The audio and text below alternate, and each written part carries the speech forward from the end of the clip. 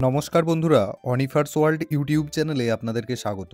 বর্তমানে রাজ্যের বিদ্যালয়গুলিতে ফার্স্ট এসএলএসটি নন টিচিং পোস্টে যে আবেদন প্রক্রিয়া চলছে, সেই রিগার্ডিং আজ একটি নোটিশ দিল স্কুল সার্ভিস কমিশনের তরফ থেকে। আপনারা সকলেই জানেন যে আগামী ৩রা ডিসেম্বর ২০২৫ পর্যন্ত অনলাইন অ্যাপ্লিকেশন করা যাবে, কিন্তু অ্যাপ্লিকেশন লাস্ট ডেট পার হবার দুদিন আগেই আবেদনের লাস্ট ডেট এক্সটেন্ড করা হলো।